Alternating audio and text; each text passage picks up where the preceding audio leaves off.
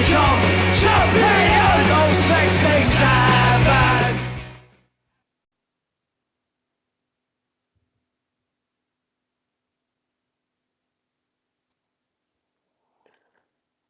Hello and welcome to episode 75 of Celtic Rumours TV, the Bawz and Bovril podcast with your host Mark and myself Paul. Joining us tonight in the show we have Terence, Ter161, and Michael Dundee from our phone page.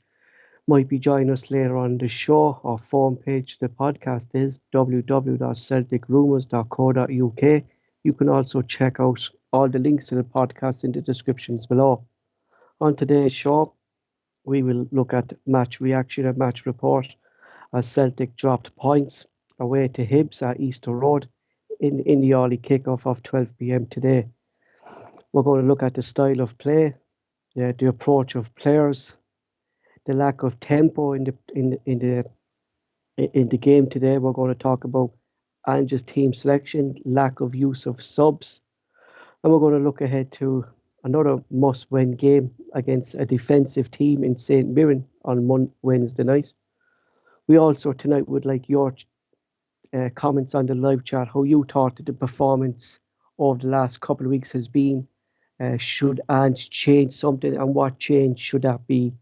Firstly, though, I'll hand off to Mark, and Mark will do a few shout-outs, and he'll bring Terence onto the show. Thanks very much, Paul. Usual shout-outs to the lads for the forum, Tim Alloy, Mitch and his family, John United Ireland. I've not heard from him, Paul. Have you heard from John? No, I haven't, bud. I haven't. I'll give him a text. I've messaged him on Skype, but he's not getting back to me for a while. If you message John, more than likely you're going to get a phone call at 4 o'clock in the morning, man. I think he's behaving himself for a change. Mm-hmm. We're back up to 531 subscribers, so we've gained 2, so it's going the right way as always. We'll get there eventually. Thanks for joining us, the lads in the live chat, the Jabra Jobbies, Will I Am, David Gallagher, evening, what Davey? To see Terence is in there as well. So if you've not subscribed, please subscribe to the channel. Remember, hit the like button, and if you know how, please leave a comment in the section. It helps it algorithm grow. Hail. So Celtic dropped points in the early kickoff today, drawn 0-0 at Hibs at Easter Road. The result, of course, was very disappointing, as Celtic had a chance to extend their lead and advantage at the top of the table to 6 points. Not only was the result disappointing, but it was actually the way Celtic have played the game against Hibs. They're only creating 3 shots in target. A slow tempo, many fans very disappointed, and have been calling for Ange to make subs early throughout the game on our phone page. The stats for the game was shots. Hibs had 2 to Celtic's 13. Hibs actually had no shots on target to Celtic's 3. 39% possession to Hibs to 61% to Celtic. Celtic had 56 passes to Hibs, 361. A pass accuracy 84%. The starting lineup was Hart, Jovanovic, Vickers, Starfelt, Taylor, Tom Roderick, McGregor, Hayasi, Yasa, Mahida, and Abada. The subs, which was again a very strong bench, we had Beaton, McCarthy, Gucci, Skpe, O'Reilly, Forrest, Radisson, Welch, and Young Dembele. Another strong bench for Celtic, but we only saw 1 substitute made throughout the game, when the rule has now been extended to 5 subs. The subs was O'Reilly replacing Roderick. Clearly, I was disappointed by that, Mark, considering what I thought we looked tired in that game today. You look tired, Paul? Celtic did. The full team, definitely, no doubt about it. Full team, it was jaded, tired, just no spark about them or that. Terence, I think so. You there, Terence? I'm indeed, lads. How are you? Evening, Terence. Thanks for coming on, bud. Cheers for asking again, lads. Terence, we've been talking about this for a while, myself, you and Mark, and we said it since, like you pointed out, really since the Aberdeen game, that Celtic haven't been performing and that this result was coming. You know, the way we were playing. Yeah, and that's what I said, Paul. The second half of the Aberdeen game, from then on, this is the way Celtic have been playing. It didn't surprise me, and it won't surprise me if Celtic drop more points, because it's day and night compared to what they were playing. As I said, the Rangers game, the Motherwell game, the first half of the Aberdeen game, and since then, it's dropped big time. And it's like what you said there, and like what Marcus said. The players look exhausted, but the problem is, clearly, from what Ange saw the other night, in particular, he doesn't have anyone to back him up. We might have, as you called out names on the bench there a minute ago, Paul. But how many of them would genuinely, do you think, would come on and change a game? Like Beaton had a shocker the other night. Welsh had a shocker the other night. But I know Scales might have been on the bench. He had a poor game. Dembele's only just back from injury. Iriguchi's only just back from injury. Obviously Giamakis was out ill. I think he was out with an illness. So and it's just the pace, the way they're playing isn't a patch on where it was a couple of weeks ago, and it makes it easier for teams to defend. We all remember the game where Celtic played Hibs there a couple of weeks ago. The game was over after 30 minutes again, like the game against Rangers, because it was breakneck speed. It's not that anymore. It's not that anymore. And it's like you said, Celtic had a load more passes in one of the games there recently. Yeah, that's a load more passes. How many of them were actually, offensive passes, or ones going forward, or ones in the attacking zone? Probably very few. Like three shots in Terence today, Terence. But not one of those shots really threatened the Hibs goalkeeper. The only one they had was the one that Greg Taylor squared it across, and I think it was bad. It might have, and the keeper made a good save, and then I think someone was flagged for offside. I think Mida might have been being flagged for offside. But other than that, there was no clear chances. They got very, very lucky today, Celtic, because the fact is, Rangers shat the bed then afterwards. Do you know what I mean? 2-0 up. When I saw it was 2-0 up, I said that's down to 1 point, and I couldn't believe it when I think Jabberjobbies put up that Rangers blew it or something nice. So I checked on whatever Sky Sports on the phone, and I couldn't believe it was 2-2. So Celtic have dodged a massive bullet there today, a massive bullet. But I don't know how them turn around, Paul, because they look exhausted. It's like Mark said. Like Mark, just going like what Terence is saying there, like we don't want to dwell on the rages and result, but you kind of have to know, Mark, when the league is getting so close to the end. But I think that makes it more of a downer today that Celtic couldn't really take advantage of the early game today, showing that what happened at Ibrox today. That's the thing, Paul. I mean, they were disappointed, really disappointed about the Celtic result, but just because Rangers drew as well doesn't make it any bit easier to swallow the kind of lively performance that we watched again today, Paul. Do you get what I mean? I mean, the bigger picture keeps us in. It's good for a standpoint in the league, but we can't just keep playing these games, Paul, and expecting to grind out 1-0 wins. And what is it, Mark? It's surely just not down to tiredness. You know what I mean? Like these are professional players. Like you expect them now, Mark. Like they have some a bit of peak fitness. Like, you know what I mean, that they can. But it just seems to be a laboured style of play that we're gone back. And I was like, the Japanese guys have not that break really, so maybe that you can use that as a bit in excuse. But I think, Paul, see, be honest, I think the biggest miss is Giamakis playing in the middle. I think that's a big miss. Of course it is, and I'm going by. I sent you a text, Mark, on it. Like there was people throwing pelters at Maeda, but Mark, when we signed Maeda and we looked at him, he's not a out-and-out striker, and he never was. No striker. I was speaking to Mikey's ready to come on. He's got half an hour, Paul. But I was speaking to Mikey about this earlier on. I'm sure he'll see it when he comes on. Well, see, we were watching the videos of Maeda. Was he no merely coming in for the right-hand side? The right and the left-hand side, Mark. I mean, he'll run all days. I think JFP keeps saying it. he'll chase an empty crisp poke about the park all But, day, like, but it's not. we were It's not effective. There's no effectiveness in it. we weren't putting like Rogic is one of the best passers in the game, Mark, and he couldn't even put a pass together to make a good ball for Nita to run onto.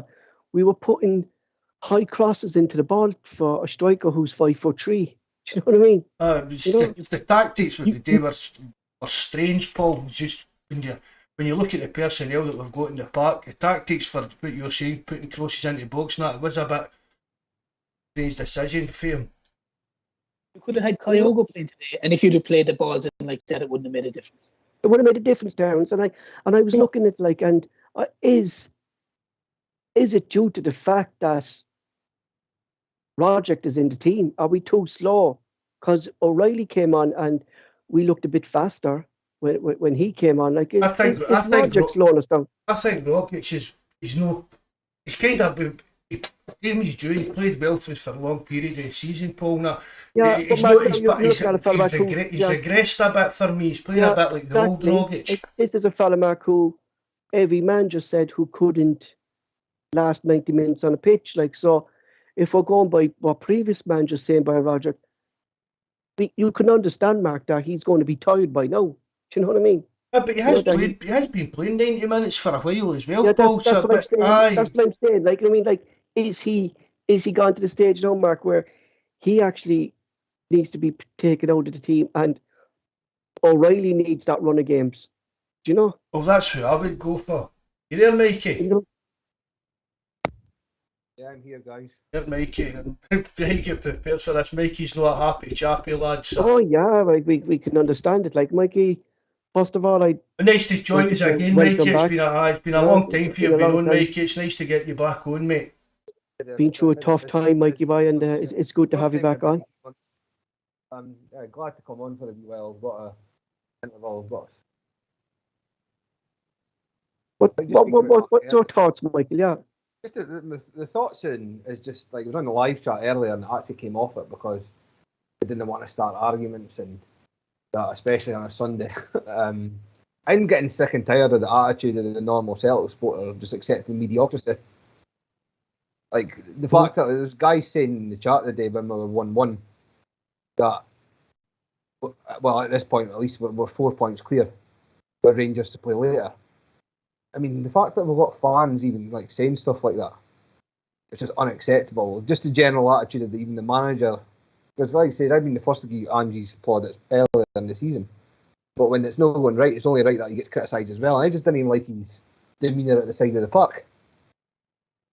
Like, it's just general attitude for me. He's just standing like if that, like he says, if that was any other manager, Lennon and stuff. I've said that, Paul Hunter, as well. If that was Lennon standing like that, he would take pelters for that.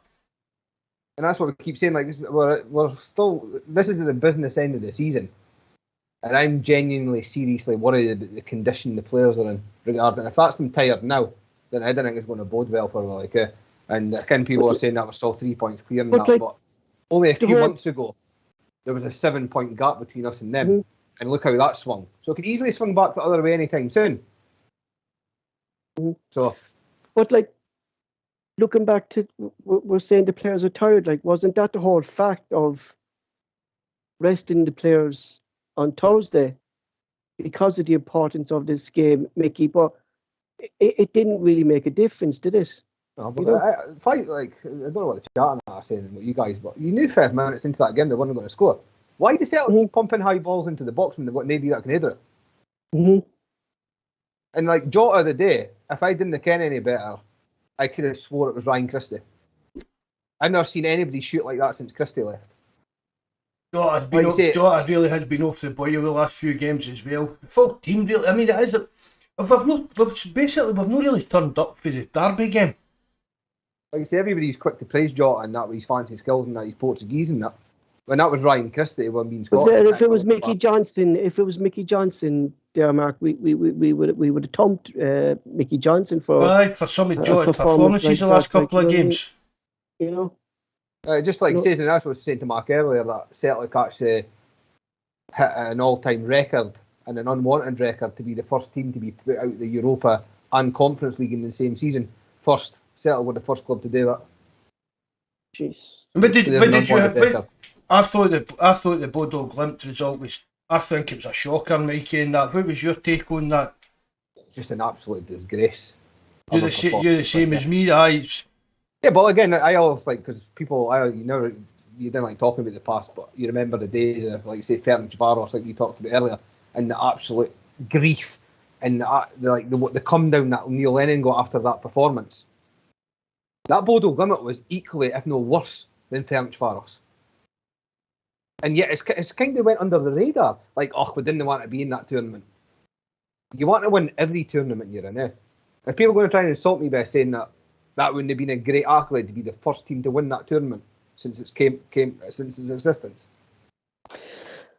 Mark, there's something interesting there, and I said in the last podcast, and I just asked Terence and Michael about this as well. There's something that Brian has brought up there in the live chat, and I said it to Barry as well, like that this could be something that's affecting the team as well. Like, it's like Ange can't keep dropping players, Terence, for 2-3 games, bring them back in, hoping they're up to speed. Like Ange relatively now has a full squad, Terence, but we still haven't seen really a settled 11.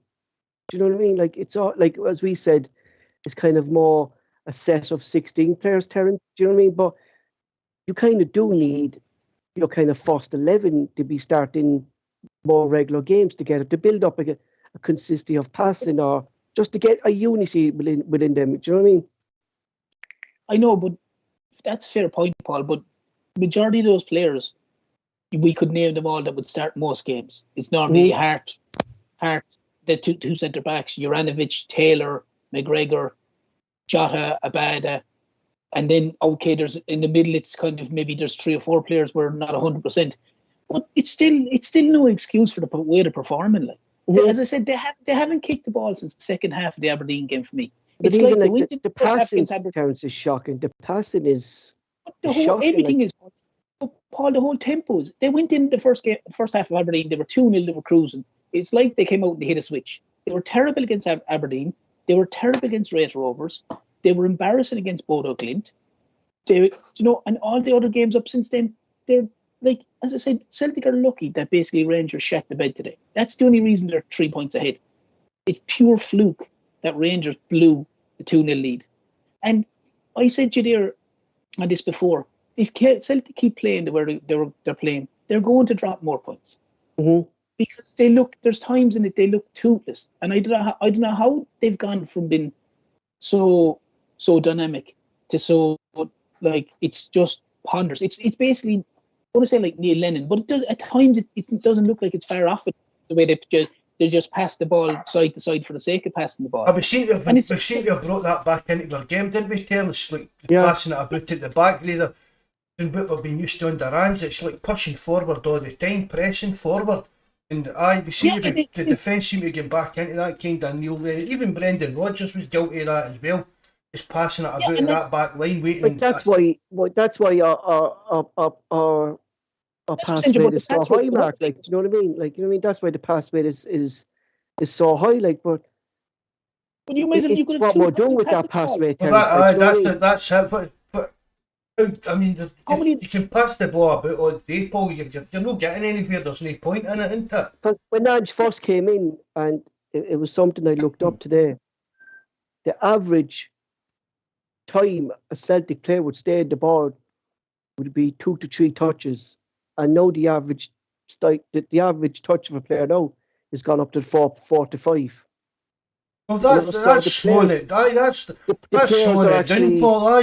That's going to slow the game. Mark, yeah, they're staying on the ball more often than what they should be, Mark. You know what I mean? Because it's supposed to be fast-moving football, like, but you're not seeing that, like, and it's not just today. Like, I mean, like, sure, I personally thought Hibs would have come out today and try to attack Celtic, but Mark, like.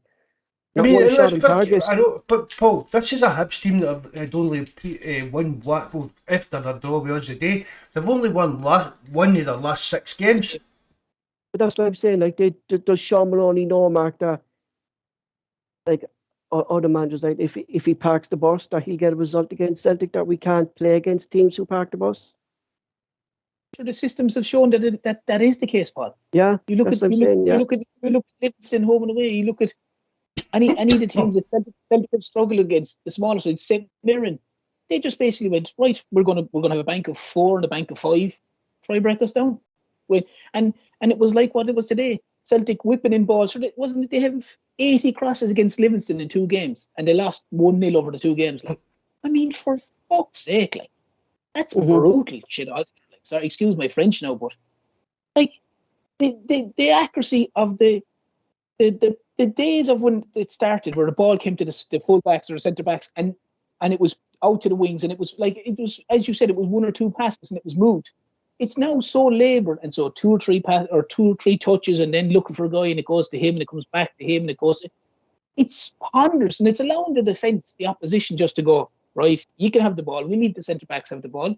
We'll just go back and defend all day, and it's very, very slow to watch. Like, it's getting slower. Like, Michael, what's your take on it, Michael? That, you know, why do you think we have got slower than previous games we saw on the Ange? Because, like, I honestly couldn't see that Ange is happy with this style of play. Like, you know, I was glad that he says the self sport is parents and that as is angry after like too many people like saying about 3. People are just happy to be. As long as you're ahead of them, then that's what they're happy with. Got to look at the bigger picture, eh? Like say, this is just even 3 points. Celtic are in disarray just now with their results. They've got St Mirren on Wednesday, which I actually think they should win. I actually think they'll win comfortably. I'm just getting this feeling. But then they've got Livingston on Sunday. When was the last time that actually beat Livingston at Arminville? Or what 2019, I think, wasn't it? I think it was further back. I think it was like 2008 or something. It's been a long time anyway, yeah. That's mental to think that a club of Celtic stature that they can't even beat a team like Livingston away because of the pitch. I was just going to say, but the problem with that, Michael, is as well is, sorry to butt in there, is that is absolute nonsense to go, oh, it's the plastic pitch. You're going, oh, it's the plastic. I'm going, like, that's your professional footballers. Like, I'm sure they've played in dozens of AstroTurf. I'm sure Celtic have an AstroTurf pitch indoors that they probably had to train on numerous occasions. It's pathetic that you think a team like Celtic will go, oh, it's the AstroTurf pitch, we can't play on that. No, Jesus, we'd be useless on that. The same, they were making the excuse of Bodo Glint's one. Bodo Glint's one looked like it was grass. It looked like it was grass. You didn't know, you'd obviously with the snow around it. But I don't know. I think sometimes they use it as a get out of jail card myself and an excuse. But an interesting thing that Bodo Glimp version of the grass, that's what should be kind of standard for what I'd rate in terms.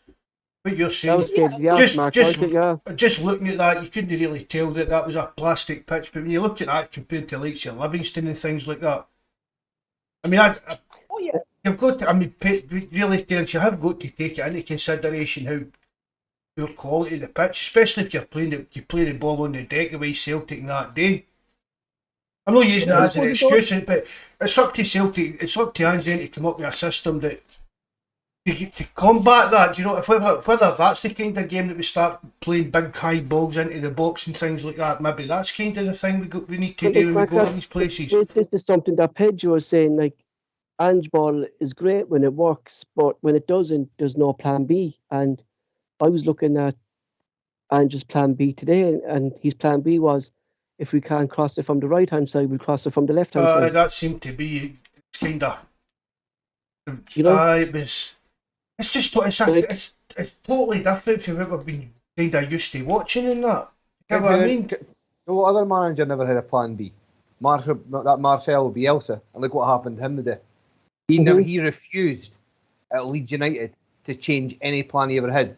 Always used to call it Bielsa ball, and he lost his job today. And I'm not. But that's why I just said that to Mark yesterday, like Brazili there, like that you were saying. This is a fella who was going toe to toe with Chelsea and Man City's and was happy to concede 6-7 goals just to stick to the way he wanted to play and wouldn't change it. philosophy in And football like only you gets said you so far. it costed his job, like, you know what I mean? Philosophy in football only gets you so far. It's a results-based industry. And like you say, Celtic have been scraping results for the last few now, and it was only a matter of time. And there might be other people that are happy to scrape 1-0, but eventually you're going to get your arse felt, and you're never It's ever not going to get so the breakthrough. much And that like- happened today. It's not so much like the fair enough. I'm pissed off of the draw mark, like, but I'm more pissed off about the performance. Do you know what I mean? Like, it was just like I haven't kind of got used to Celtic playing that way for a long time. Like, and I know, as he said, there were turns there. It's creeping in gradually over the last couple of weeks, like, which is frightening. And like, who is it, Mark? Like, is it the players themselves, or is it the manager, or something's going wrong there? Do you know what I mean? You know? It just doesn't seem to be clicking the way it did previously, Paul. I honestly can't put my finger on what it is. It's wrong. Ange said today, like, and I said that to you, like that. He was saying we controlled the ball, we held the ball, our passing was good, and I texted you, like, what match was Ange watching? Like, 3 shots in target. Do you know what I mean? Like, that's kind of an excuse to get out of how's he defending? And I hope, Terence, that he's saying that to the media because he doesn't want to criticise the players, but I hope he's saying something else inside that dressing room. I do too, Paul, because the other side of it as well is the one time you've seen or heard Ange react was in the Wraith Rovers game, where it was a game where it was similar to the last few games, chronic slow, passing back just for the sake of passing back to keep the ball. Like, his philosophy, and he came out to kind of say, is he doesn't mind if a guy makes a pass and it doesn't reach the guy if he tries a pass. But it seems to be a case now that no one wants to make that pass. It's rather than go, you know what, I'll give it to, say, a 5-yard pass sideways to your man, and I'll get this 5-yard pass back off your man. There's no one getting the ball and wanting to be direct and kind of going, okay, I'm going to drive at them. And I'm going to try to play the ball. Like, I mean, your man Mirren must be going off his rocker there, like the runs he was trying to make, and there was no balls going to him. Like, no, I know he's maybe struggling a little bit, but it's just the whole pace of them. It's nearly gone to walking pace at this stage. It's gone so slowly, and it must be very frustrating to be a striker for Celtic at the moment. Yeah. You see, as Mark said as well there, Paul, if Celtic, for argument's sake, they're playing in Livingston next Sunday, and they're saying, well, you know what, fair enough, with the pitch thing, they're saying, and maybe we have to look at going, maybe getting the ball in a little bit quicker. Is Ange going to change his formation? Because that's the only way you would nearly say, if you're going to do that, you have to play 2 men up front. You have to play Giacomakis if he's fit, and maybe Maeda. Is he going to change his formation to do that? He probably not likely. That's the big question. Like, I mean, that's it, Terence. I mean, like, because if you're going to move, if he was going to do that, sorry, Paul, if he's going to do that, and for argument's sake, play longer balls into the box, then you've got to say, okay, put on Iraguchi, push McGregor up. You don't need Rogic for the killer passes because Rogic has been terrible since Wraith Rovers anyway. And try have fellas that maybe Hatate or O'Reilly who'll get into the box a bit more. If you're going to be playing more direct balls, I don't know. I still think, Mark, I'm going back to something I spoke with you and Barry, and I spoke to Terence. I still think, just for the next run of games, we need McGregor in the more advanced role. Well, that's what I'm just going to say again, Paul. One of the things is, I still think we're very, very lightweight in midfield. We need somebody with a bit of physical presence in there. And definitely. I don't think Beaton's the answer. I've explained that before. Beaton's a good player. He's got a certain job today, but we need somebody a bit more dynamic. But I know we saying the guy's name. Well, you say that with Gucci, but that's why he signed Gucci for, Mark. And I'm crying out to see Gucci play and McGregor to move into him. Like, it's going to mean we're going to have to drop either Hayase, Rogic, or O'Reilly to push McGregor into that. And at the moment, I think Hayase and Rogic need a rest. So the only other solution there is McGregor and O'Reilly. Is Hatate even on the pitch today? I know he was anonymous today. I totally agree with that. Hatate could do with getting dropped. So maybe that's an idea, Paul. Go with Gucci. Ange say himself, Mark, that he's not even match fit yet. Do you know what I mean? So obviously he's tired. Honestly, that grinds me. Obviously, maybe it's just because everybody's got a job and we'll go working 5 days a week and then go home and away to these matches and that when we could. The train, what is it? 5 days a week? Do these protect the train? Yeah, a match, depending if we've got 2 matches a week. How can they keep saying that people are on the fit? And I'm just looking at the team again. We've got Karamoko Dembele on the bench again. Again, not even on as a sub. And why have they not got that Joey Dawson on the bench to bring on as a striker as well, just to throw That's what I couldn't understand today, Michael, that why Joey Dawson wasn't there when we're severely lacking strikers, and if we need a different option, why wasn't he there? Do you know what I mean? See what Mikey's saying there about Dembele? That could have been an ideal chance. I know I'm going about don't throw young players in at the deep end, but I'm not talking about relying on them every week. Something a bit different. Somebody to take a man on and create something. So I thought, well, again, if he's not fit enough to even make any kind of appearance, he's only been a bench filler to keep the numbers up for the kind of team sheet and that. But there's got to be something.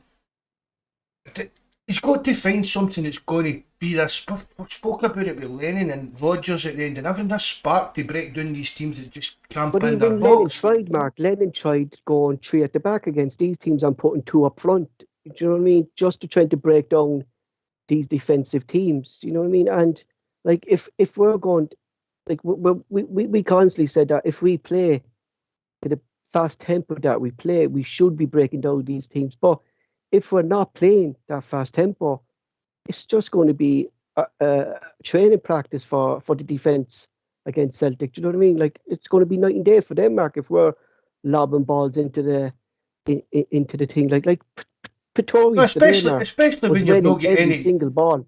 I mean that's what I'm saying, Paul. Especially when you're putting in balls like that into Maeda. Giacomakis could have made all the difference to us today. I really do believe that, but he's done and dusted it, and he wasn't fair to that. Was it the players, Mark, that they were so used to playing with Giacomakis that they couldn't change, they couldn't adjust to Maeda up front instead of Giacomakis, that they kept playing the same way? Well, then that's back to down to Ange to get them on to tell them this isn't what you were told today. This isn't the game plan I gave you. As well, too. Come on, players should be good enough to adjust. Do you know what I mean? You've got the likes of Callum McGregor on the pitch who's been around the block, and you've got Joe Hart, and you've got other guys. Players at that level should be able to go, okay, this isn't working. We need to try something else. Someone should have been able to go, lads, why are you playing the balls in high? Maeda's making runs. As you said, fair enough, whether it's Ange, when there's someone down injured, drag someone over and go, look, so we need to be a bit more clever here. Maeda's making runs down the sides. Look at him. But these players should be able to be well able to see this themselves. They shouldn't need a guy in the sideline to tell them that. Do you know what I mean? If they're constantly pumping high balls in, and they know that Maeda's 5'8". I mean, the Hibs boys are just going to eat that up all day. I mean, the players themselves have to take a huge responsibility for this. I'm not saying the manager doesn't as well, but like there's players in the park that you know they have to kind of go, look, this isn't good enough.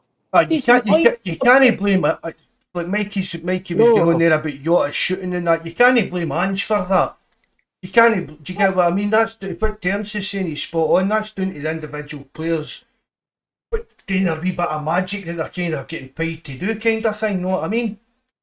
Like I didn't even see Mark a killer pass today. Like, do you know what I mean? You know, there wasn't. McGregor, I thought was sorry. You know, Paul, as well. Players surely know when they're taking 4, 5, 6 touches. They know they're taking 4, 5, 6 touches. Mm-hmm. You know what I mean? They know the difference of when it's controlled pass, move. Do you know what I mean? I mean, I was shite at football, but I can see. You know what I mean? You know the difference between a fella taking 10 touches and a fella quick go move. Like all you do is look at Bodo Glimt the other night. We made Bodo Glimt look like a Barcelona of old. Like, do you know what I mean? I don't know what's happened Celtic, but they've just, and my biggest worry is that if they continue to play like this, they'll drop more points, and that's a big. Pedro was saying there that the ballers in midfield need to create and supply. And I'm sorry, like, but I have to bring up Gucci again. And but the reason I bring him up, Mark, is because that's his role. Do you know what I mean? He breaks up the play and he makes the ball. He doesn't dwell on the ball. Do you get me? He moves the ball quick, like, you know. And I thought Cal McGregor was very poor today. You know. I thought Not just him, but the whole team. Exactly. You can't whole really team in pinpoint. general, Yeah. I mean, let's be honest. Is there any actual player that you would do anything higher than like a 6 out of 10 a day? Really? No. Like, it was very. The guy didn't. Is there any player, I Mark, didn't you give expect 6 out of that 10 in the today, last like, 5 you know what I mean? games? Though? Yeah, it is, Terence. Like, it is. Like, it's No. it's like this Is there any is. player that would have been more 5 or 6? Would you have given more than 5 and 6 since the second half of the Aberdeen game? I wouldn't. They've been chronic. They've been absolute dog shit. Like, Even that I was shouting at the telly the day, that passing at the back when Hart put it out for a corner. I mean, I mean, we've spoke about all these wee passing things with the goalkeeper and that, but that just actually shows you how kind of, I don't have to say what, how lower levels have felt that even Hart just put the ball up the park. You know, like going back to that point there, right? Why was Hart telling Taylor to go away and push up the field when then he passed the ball to fucking Starfelt? Starfelt passed it back to him. So he passed it to Vickers. And we all over the. Do you know what I mean? What was the point in him telling Taylor, leave the ball there for me? I'll kick it up the field.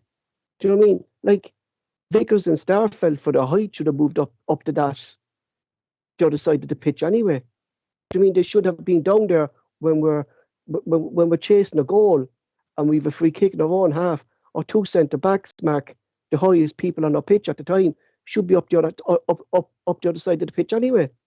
You know? It was just, I mean, really, Paul, that's a kind of the old, there's a cliche of schoolboy era, but that literally the day was schoolboy level of defending. Shocking, Mark.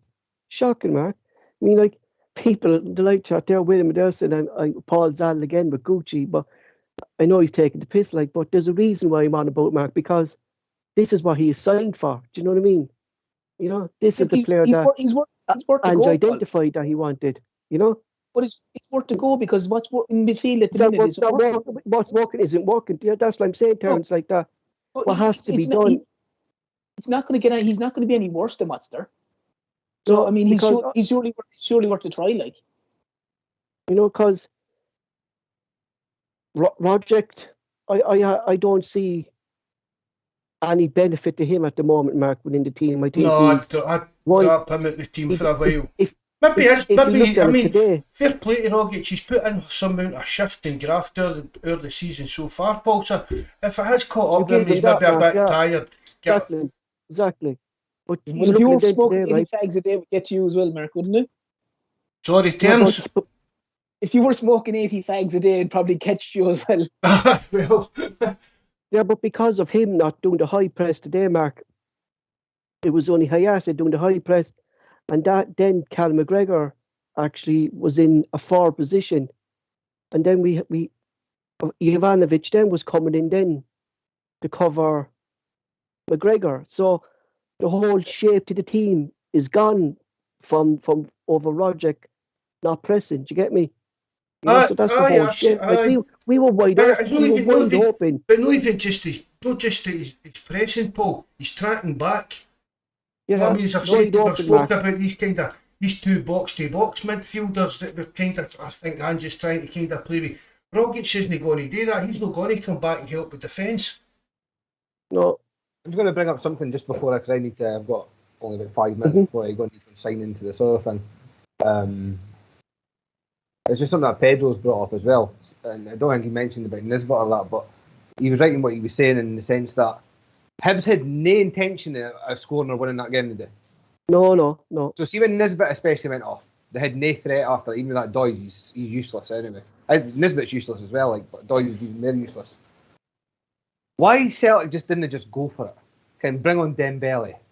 Can just put Mayer up there because, like he says, they were camped in their own box. There was no reason to have. Like, I just don't understand Ange's things today. Like, and I don't know if it's been said, but against Raith Rovers, different calibre of Like, team. He made why five didn't he subs. sacrifice a defender, Terence, like Mickey, and put an extra attacker on? Like, do you know what I mean? Yeah, but that's what I mean. He made 4 or 5 Yeah. subs against Raith because they were absolutely dire, and it did change the game kind of, and they went on to win 4-0. He made one sub today, and I'm looking at the bench and saying, no, there's not much on the bench. Even though James Forstnat's been stinking, they still could have tread. Dembele could have came on. Forrest could have came on. They could have brought that Gucci on and then put McGregor forward. They were still. He still could have did more for the bench today. Yeah. Like Michael said, sorry, Paul. It's like Michael said there with Dembele. If you look at what Ange done in the Dundee United game, he took off Forrest and he put on young Ben Doak. So why, like, if Dembele is on the bench, you would assume he's fit enough to play 20 minutes at least. And maybe he should have just thrown him on and said, look, something different, something that they don't know what way he's going to play, and push for the winner. I don't know. At the minute, I don't know. He did that against Bobo Glid. Like, he brought on Beaton and he took off Roderick and he pushed McGregor up front. Like, and I can't understand why he didn't do that today. You know, I just There's just they seem to be lack of subs. Aye, I mean, the amount of subs you're allowed to use, Paul, we should be able to sub up basically just under half our team. Yeah. So even if it is a fitness issue, we've spoke about all the players at youth level, they're all playing this way, and that. Well, if you're allowed to make 5 substitutions, use them. You're bringing on players that are, if you're on top of the game and you're winning, they're just coming on to keep the game going the way it is. If it's things aren't going that well, you're bringing on fresh legs in 4 or 5 positions. Some of these substitutions, he's just a sort of I'm struggling with that tonight. Substitutions is really, it's probably a bit as bad as Lennon's, to be honest with you, Paul. And even at that as well, Mark, like, you're keeping players match fit by bringing them on the 60th minute, the 65th minute. You're keeping these players match fit. There's Mikey and Ian both. So thanks very much for coming on, Mikey. Thanks for having us on. It's a pleasure. I think this is the first time that I spoke to Terence as well on the podcast, so it was a pleasure to meet you for the first time as well. Like I said, hopefully I got on in the next few weeks as well, a bit more regular than I've been in the past. Hey, bother, bud. It's good to hear from you again, and good luck with your FIFA games. And belated congratulations on the wedding. Right, thank you. Cheers. Right, good night, Mikey. Night. But even today, what the point that Michael was making there before he left, like, why didn't they bring on? They could have brought on Dembele and gone, okay, we'll stick a Bada through the middle. Do you know, they could have changed it up that way, like, today, if they thought there wasn't much happening in the middle of the park today. Oh. No? James, you still there? I'm still here, yeah. I was waffling there, sorry. I thought you were all gone. No, it's Paul there. Oh. Yeah, I was listening to Terence, yeah. Aye, no, I just went off it quiet there. I thought somebody asked a question and I missed it. Yeah, no, I was just saying, why didn't they, like what Michael said, bring on Dembele and put Abada through the middle today? Just to change it up. Just to try and do something. Yeah. Even if they had to go, even if they wanted to keep Maeda on and go 2 up or take Maeda off, whatever. But just change it up, because it's like he said, if Hibs are sitting back, do you need all the defensive minded people there? But the problem I have as well is, and it's not, it doesn't mean to be a critique of Ange, it's just sometimes you just need to say to yourself, okay, I don't need to play X, Y, and Z. I need 2 strikers, or I need to change it. I need to go 3-5-2, or I need to go whatever it is. It just seems very rigid in this case. I'm going 4-3-3 and screw the lottie. If it works, great. If it doesn't work, I'm not changing. And that's sometimes you just kind of wonder, because teams are copping onto it, like. That Brian saying this with the subs isn't just about today's game, it's been for a lot of the games. But that's the thing, Brian, if you're allowed that amount of subs, you should be able to transform a game completely with using 5 substitutions. Well, how many times in here, Mark, have we said after a game, so and so looked knackered, so and so looked knackered, so and so looked wrecked, so and so looked tired? Do you know, I mean, we've said here one of the three of us has said on more than one occasion how tired Hatate had looked, how tired Rogic had looked, how tired at times O'Reilly had looked, how tired, certain people looked. But they seem to play the whole game now. They seem to play the whole 90 minutes at times, or a lot of them anyway in cases. And you have to ask yourself. And it's a lot of players in positions terms that you expect substitutions in the game, didn't you? I mean, you expect most managers, they're not going to sub centre halves in that off unless they're injured or having a stinker, really. I mean, most managers, it's like they're wingers and strikers and attacking midfielders that they're going to sub on to try and change games if it's not going their way. Realistically, the back four. Sorry, Paul. Realistically, the back four will never be subbed barring an injury. So you're looking at your midfield up, and you're now changing 5 of them. Like, realistically, you're not going to change your back four barring someone's got a knock. So you're looking from your midfield up. So you're looking at five players. So basically, you've got 6 players up forward, midfield upwards, that you can change 5 of them. That's basically that's like a basketball thing. You can nearly take them all off and bring on 5 new fellas. And it's just as people are saying, there just seems to not be that kind of plan B. I think that's the main problem, Mark. You know what I mean? That's the like I put in the live chat today, like that game was calling for substitutions, even in the even in after the first half. That thing was like, and I was looking like something that Barry said to us last week, that why we have so many attackers is because Ange plays such a high tempo game that the players will tire, and then we have the subs then to bring on to keep that rhythm going. But we're not seeing that from Ange. Do you get me? We're not seeing him utilise his benchmark. Do you get me? No, I know. See, what we expect, what anybody would really expect for. But like the game management, what you're expecting, it's just not happening. I mean, we're sitting saying, but we can change half the team, so why is he not even changing? He's not even changing the third day or anything like that. It's just weird game management decisions at times, Paul. Like, if they were offering nothing today, like what Mickey was saying there, like that, and no shots on target, Mark. So Hibs came there with a game plan. The game plan was to get a point, right?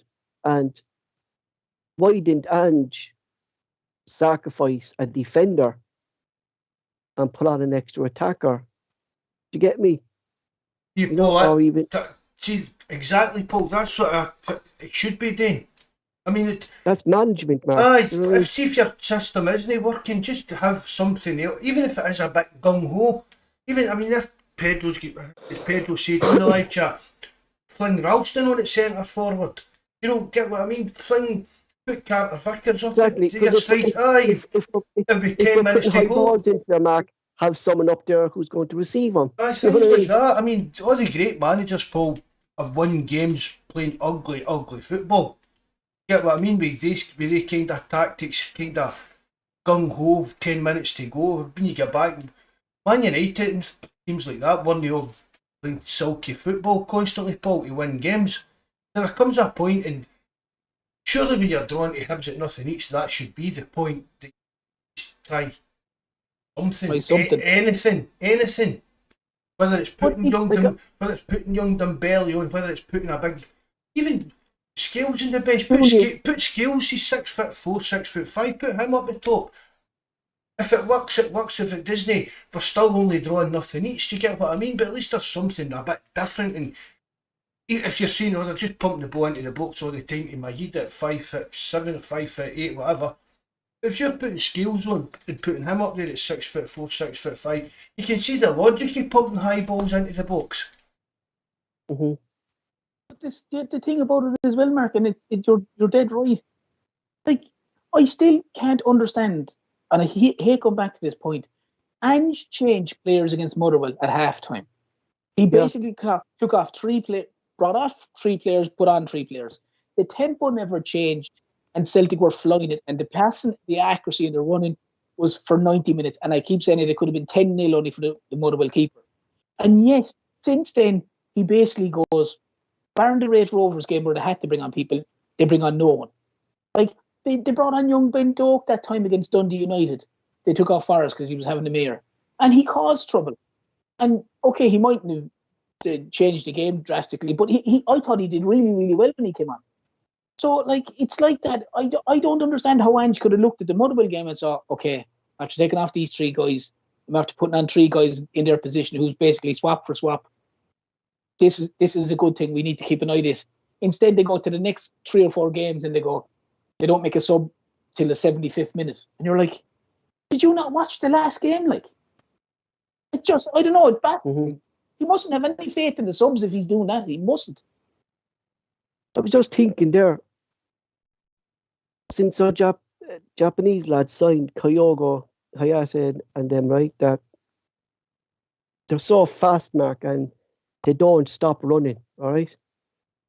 And would a Japanese league actually be similar to that, right? That they don't stop running, that the players would kind of mostly run for the day, and the Ange maybe has never came up against a team that sits back the whole game just to get a point. And is that the reason why his system doesn't work, Mark? Because maybe that system doesn't work against a team that defends all the time. Football's football, Paul. If you listen to Ange talking, he lives, breathes, it's football 24/7, sir. You'll be watching stuff for all over the world. I don't know, Paul, to be honest. Probably if they were fighting against relegation, they probably have done it. But at the same time, Paul, he was... It's just, Paul, it's kind of... It's like... For me, stuff like that's basic kind of coaching, Paul. Mm. He was manager of Australia. Australia would have been up against the big teams, Paul. There's no way Ange would have been going gung-ho against... If Australia were in the World Cup and they happened to be in a group of, say, Argentina or Netherlands or someone back in their peak. There's no way that if Ange was in charge of Australia that they'd have been gung-ho against those teams. They'd have had to be defensively minded, Australia, to compete in that level, I would have thought. So, yeah. No, he wasn't, because the lads from Australia were saying to us that he believes so much in this policy that he'd never change it, Terence, never change this. But you can, Paul, see, that's a kind of... I've seen people using this kind of stick to beat. Not just Ange with managers of time. Hey, you can keep the same system. It's not... But you still play the same way, Paul, but you're just doing things a bit different. You get what I mean? You're still playing the same way, you're quick passing and looking for these wee breakthroughs, runs, commands. You're still... You don't need to change the actual way your team plays. You're just changing the actual... I don't know, I'm time myself again with this centre. They're just changing what's actually going on, what's going on in the actual pitch at the time. You don't need to change how your team's playing.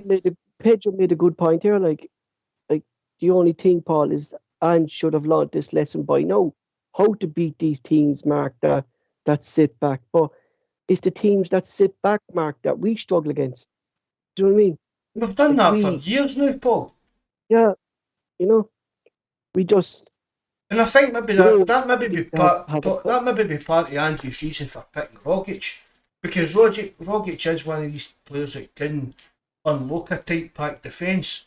He's just not doing that kind of often enough. And at the beginning, earlier on the season, he was playing a lot better, but now he's not even playing that well. He's not been active. He doesn't look fit enough, kind of thing in that again. So maybe that's why Ange is playing Rogic, because he knows that he's one of the players we've got that's capable of making this wee move happen that's going to unlock his defences. But as I said, it's not working too well. But at the same time, Mark, for Rogic to do that, Celtic need to play at a high pace, a high tempo, because when they do play at a high tempo and a high passing accuracy, he is in space and he has time to turn and he has time to make the killer pass. When it's pedestrian the way it is, and Rogic gets the ball, he's getting the ball with one or two fellas on him, because the ball is moved so slowly.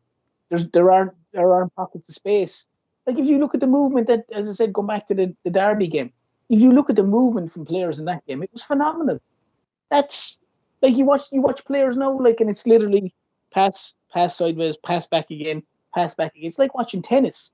Pass back, and and I agree with you about the Rogic, but Rogic will work if the ball is moved at a high tempo. If it's literally bang, bang, bang, he turns and he's in space, and he can turn, and then he can play the killer pass.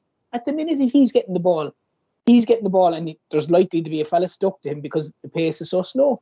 That's only my opinion, and not everyone might agree with that, but I think that's a huge factor in it at the minute.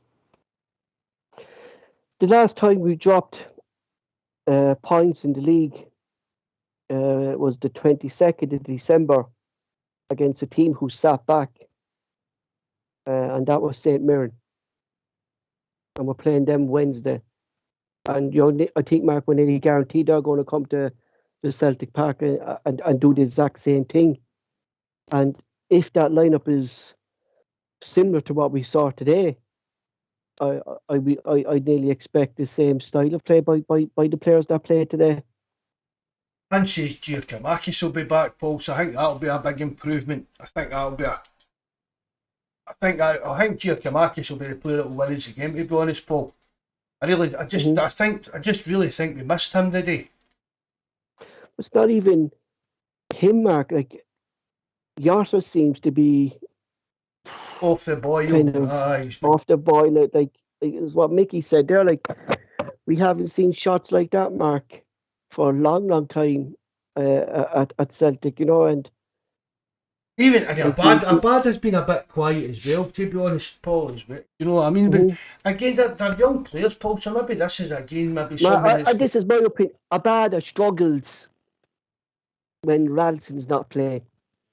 You've said that to me a few times, Paul. And it's definitely a factor in that, Mark. And the left hand struggles then when Jovanovic isn't over there because they're not getting support. Ralston provides Abada with space by the way he overlaps. But why is Jovanovic not providing him with the space? I don't know. I really don't know. But he's not like. He doesn't seem to overlap as much as Ralston, to be fair. Ralston, Mark, Ralston gets down the byline and Ralston would take, let's be honest, like, Mark, Ralston's a big unit. He'll take one or two players out position and that opens up the space for Abada. Do you know what I mean? And down the left-hand side then, like Taylor was anonymous today going forward, like, do you know what I mean? Anonymous. And on the right-hand side, Jovanovic was anonymous going forward, and the reason why they two were anonymous was because there was no one in the centre midfield because Callum McGregor had to push up into Tom Broderick's position to do the high press. And that's the reason the system failed today. It's down to, it only takes one player for the system not to work. You get me? I totally get what you're trying to say, Paul. Aye. And that's why I think going into the next game, either be Bison, James McCarthy or Gucci, one of them has to stay in that position, Mark. So, or two, like the inverted full backs, Mark, shouldn't be in that position all the time. They're only in that position in the centre midfield when we're playing the ball out from the back. The ball out for the back, aye. And then they should move up then, Mark, into the 5-man attacking team. You get me? It should be like Abada, Maeda, and Roger, we say, and Yata. And then we should have Radisson and Jovanovic or Taylor, whoever's playing, should be the extra two players providing that extra wit to the lads. But it's not doing that. Like, that's why it's so slow. Like, because it doesn't seem to be working the way. And if I can see it, like, I'm pretty sure Ange can see it too, Mark. And I don't know why he hasn't put the proper personnel in there for us. Paul, I should come analysis coach, by huh? What? You should start an analysis coach. A motivational speaker. But again, Paul, saying back to you going about Gucci and that, right? You've seen a lot more of them than I have. But it's not about Gucci, Mark. It's just about getting like if Roderick's not doing the shift mark, and instead of, why don't we put McGregor in there? Do you know what I mean? And if Hayase needs a miss, why don't we put O'Reilly in there? Like, you know what I mean? Aye, Paul, but I keep saying it, Paul. We need somebody with a bit of physical presence in there. You say Gucci is like that, so fair dues. I'll take your word for that, and hopefully we see it and we agree with you. But if that's the type of player is, then I'm all for that. I'm all for that, Paul, because that's what we're missing. We're just missing, as you say, McGregor sitting playing that deep line role. He's good at doing that, but there's nobody beside him to be the defensive side of the game, because we saw. Even when we saw that tackle, but I think it was his first tackle of the day. It was just another wild McGregor type of tackle. Into all McGregor's tackles for me are a yellow card waiting to happen. He might be one of the best passers in the game, Mark, and you're saying he should be the one to take, but he can still take the play from the position if he falls into Roderick's. Do you know what I mean? He can still do that. It's just that we need a player who's able to break up the attack, and McGregor's not that player, Mark. And like you said it there yourself, like he's too wild, or he doesn't. I don't know. Does he know how to attack his parents? I think James McCarthy's a huge disappointment because he's tailor-made for that. He's tailor-made for that. And he's a huge disappointment because he breaks up play brilliantly. He's a big unit. He doesn't mind mixing it. He'll leave the boot in, or whatever way you want to put it. And he can still play a bit, but he's a very talented player. He knows what he can do. He'll make the tackles.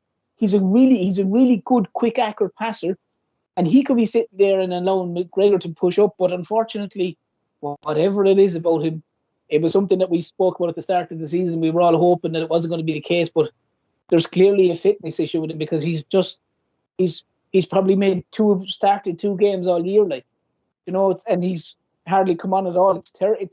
It's awful to see, because it's a waste of a very talented player, like. Yeah, but then you're saying then, Terence, maybe Ange actually saw that McCarthy's struggling for fitness, and that's why he went out and signed Gucci. Do you get me? Quite possibly. If you go back to Yokohama and if you watch him under Ange, and if you look up this fella called Kida, it's Kidr, and Ange signed him specifically for the reason that I'm saying he signed Gucci for. But he does nothing, Terence. All he does is sit behind the play and break up the ball. And Bison, Mark, I said that to you, that Bison actually started doing that in the games. He started staying behind the players, and anytime our play broke up, Bison was the first form of defence. And just see, I think since Bison came out of that position, I know he's saying he's playing bad and he's playing thing, but the last couple of games, but when Bison was actually in that natural role, Celtic actually played better.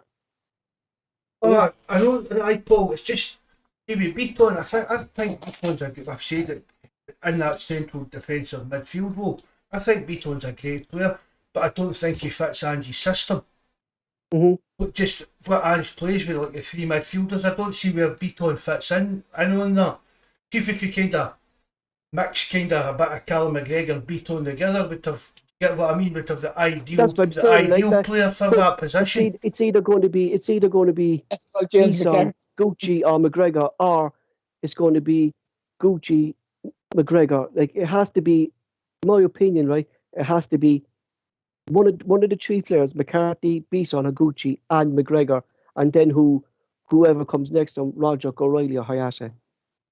It has to be now going forward, Paul. That Gucci fella, if he's fit, he has to be given it. Like, exactly, Terence, because that's what's pissing me off. That's what pissing me off. Like, and I said to Mark and Barry last time, like, this is what's pissing me off. Is like, why did we sign him when he's just coming back for an injury as well. Yeah, and it was a bad injury, wasn't it? In the up game, wasn't it? Yeah, and the Alloway, it was a dirty tackle. Yeah. Yeah, But, maybe. but what I'm saying, Mark, is if he's on the bench, he's surely fit enough to play. Or even come on, Terence, anyway, do you know what I mean? He's surely fit enough to play half an hour to change it up and go, okay, do you know what? Well, Tommy's not working out. I'm going to push O'Reilly up. I'm going to push McGregor up one, and I'm going to bring on Gucci and try and quicken up and just say to him, look, I need you to quicken up the pace here. I need you to quicken up the pace. Like if we put him on and it didn't change, you got the same result. You got the same result. But we will only ever guess was it. But at least we know then, Terence. Do you get me? At least we know. You're only going to learn from having a roll of the dice. What I'm saying earlier about trying Dembele or Carter Vickers at centre forward or something like that. Yeah, you're not going to lose. You're not going to lose anything. You're only going to gain if it works out right. Like if the result stays the same and you put on Gucci and it doesn't pan out, then it doesn't pan out. You put on Dembele and it doesn't pan out, it doesn't pan out. But at least people will say, at least he tried. At least he looked like he was trying to change something. Yeah. Like the definition of stupidity is doing the same thing over and over again and expecting a different result. Because I'm a big believer, Terence. Sounds like my sex life here, Terence. Like listen, you were talking about thinking of the Celtic women's team in the shower the other day. That's serious. Like I'm a big believer. Just there while Pedro's saying there, I doubt whether Calmac was captain material at the beginning of the season. He started well, but now I'm not convinced. See, I don't really buy into that kind of thing. Captain for me is just it's like a figurehead kind of idea, isn't it? You don't need to be a ball and shooting head case to be a captain. Look at Paul McStay, was he that type of captain? Things like that. Jackie McNamara, people like that. I mean, he's earned the chance to be the. He's earned the right to be the captain. Do you know what I mean? He really has. You can't hammer a guy for a couple of a few games where there's a slight dip, but he's still. Do you know what I mean? He's had a slight dip in form, but sure, the whole team had been chronic. Like, do you know what I mean? The whole team had been bloody awful. Like, so I mean, McGregor this year has been outstanding as captain, but it's like that. You have your Joe Harts, you have the likes of even Vickers. No, even if he's not involved in the team, Beaton, the likes of James McCarthy. There's a lot of senior pros there, a lot of guys with a lot of time under their belt. As you said, McGregor's the figurehead as captain, but there's a lot of there's probably an awful lot of voices in the dressing room. That obviously, other kind of quote unquote captains kind of thing. As you say, Joe Hart's no shy that kind of way. Don't imagine Carter Vickers, Ralston. Yeah, but I mean they're kind of going to be big voices in the changing room and on the park. I wouldn't imagine the likes of Jackie Marcus is quite in the dressing room. I'd say he wouldn't think twice about laying into someone, so to speak, if they were lazy. So yeah, Roy Keane was that type of captain, wasn't he? He was a silent captain on the pitch, wasn't he, Roy Keane? He was, but he was, yeah, like myself, quiet fella. The problem is greatest human being ever to walk the earth, that man. Mm-hmm. Oh, me? No, you, Terence. No offence. No, I'll put you in the top 5. Thanks, bud. Thanks. It's all right. I'm okay now with that. But no, the problem is Celtic have had a dip in form and they need to find a way of getting out of it. And they need to find a way of getting out of it quickly. I think that's the only way to get out of that dip in form, Terence, is change the personnel on the starting lineup. You know what I mean? And what I'd go for me anyway, I'd go Wednesday, I'd go Hart, Radisson, Vickers, Starfelt, Jovanovic. I'm going to go Gucci, McGregor, O'Reilly, Abada, Giamarcus, and I'm going to throw Mida out on the left instead of Jota. Controversial there, Pablo. Yeah, I am. Yeah, I think so, Mark. I think just Mida would work well, Mark, with Giamarcus, because Giamarcus will hold up the ball as well. Like, and he'd make space for Mida coming in. Like, do you know what I mean? You know? No, I definitely want to see Mida playing out in the wing, Paul. As I said in the videos we watched him and shared with each other, he was always coming in for I've noticed it was mainly the right, but you the left as well. So he's definitely not a centre forward, Paul. He's definitely no. No, Mark, he's not. He's not suited to it, Mark. Do you know what I mean? He's not. He never was. Like, and I know people are saying that. Even Andy Walker was saying there, like that Nida had a poor game. I'm looking, going like, are you a football journalist? Like, have you actually watched this player before? Do you know what I mean? Like, he's not a note striker. He never was a note striker. Do you know what I mean? It's the exact same as Kyogo, Mark. Kyogo's not a note striker, but Kyogo gets into positions because he knows that position, but Mida doesn't know that position because he hasn't played there too regularly. Do you get me? It would be all the more reason, Paul. Sorry, Mark. It would be all the more reason, Paul, that you try to get the ball to the likes of Maida early and get him one-on-one, because he's so quick, he'll burn your man every time. But it's the slow, monotonous pace when you're giving him a ball and he's got his back to the opposition goal, and he's facing his own goal, he's back to the opposition, and you're giving him a ball with two fellas on him. Do you know, you need to give a guy like him who's got tons of speed the ball quickly and get him into space. The defender won't want to go near him because he just knows if he go that's near why him, he needs to be. That's why he needs to be on the wings. Then Terence Sintes. Do you know what I mean? If he's on the wings, he needs to be given the ball with plenty of time to run it for us in plenty of space. Not this giving him a pass when there's a fella stuck him or two fellas stuck him and he's facing the wrong way. Do you know? That's why that's why I think we need McGregor in that more advanced role, Mark, to make that pass. Do you get me?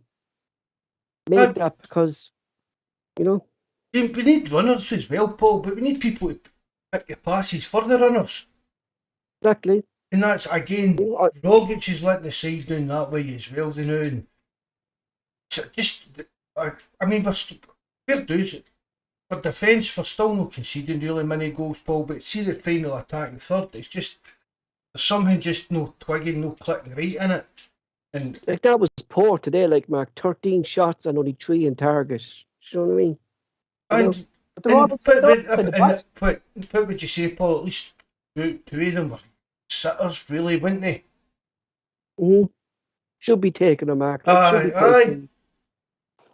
Same old, no taking your chances and you get punished. Well, we didn't really get punished because we still got away with a point, but it wouldn't have surprised me if Hibs had went up and scored a goal. It really wouldn't have. That's what I was expecting, Mark, because all these corners down the end there, I was actually bricking it when they were getting these corners at the end of it, like, And that one, was it Doig, you pronounce his name, the one he came running in, it just went by the post as well. Like, it's still a killer.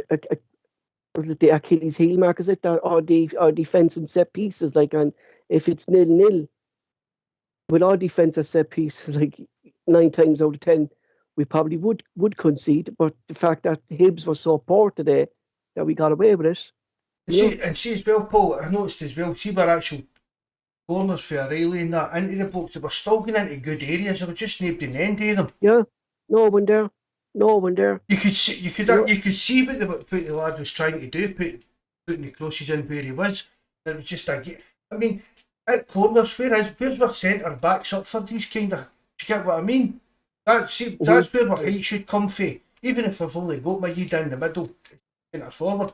A set piece, your big tall men should win the box challenging for the ball, and they were all getting into good areas and they were just named there. That's what I was saying, Mark, there, like at the end of the game when Hart came off to Taylor, he told Taylor push up, and then you still had Vickers and Starfelt on the goal line, and Hart then passes the ball to fucking Starfelt. They should be up the other side of the pitch, Mark, to receive that ball or chasing someone. Do you know what I mean? Yeah. The second ball is everything, Mark. Do you know what I mean? You win the second ball, you get a chance. Do you know what I mean? Especially late in the game, Paul. You try and get as much pressure onto the other team, keep it going as constant as you can, and we're still passing it between our centre backs and goalkeeper when there's 3 minutes to go at nothing each. What would you go Wednesday, Mark? Like, I gave my line out. Like, what would you go? Who did you have at fullback, Paul? Radisson and Ivanovic. I would probably go with that. Obviously, 2 centre backs, Starfelt Carter Vickers. And Like the question today, Mark, where was Julian today? He's been on the bench the last couple of days.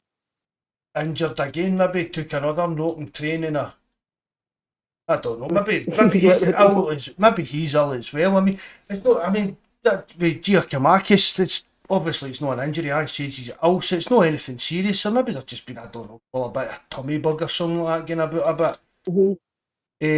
The midfield, I agree with you, Paul. You try and mix it up a bit, whether it's Gucci and McCarthy or something like that, and start. Trying to consider what's going on. No, There, you know what I mean? even push McGregor up, but I don't think he will do it, Paul. No. I don't. I think Ange sees McGregor, and I think McGregor maybe even sees himself been playing that role. So I'd be really, really surprised if Ange moved McGregor up a slot in the team. I really would. And up front, obviously Giacomakis. I'd drop Jota as well.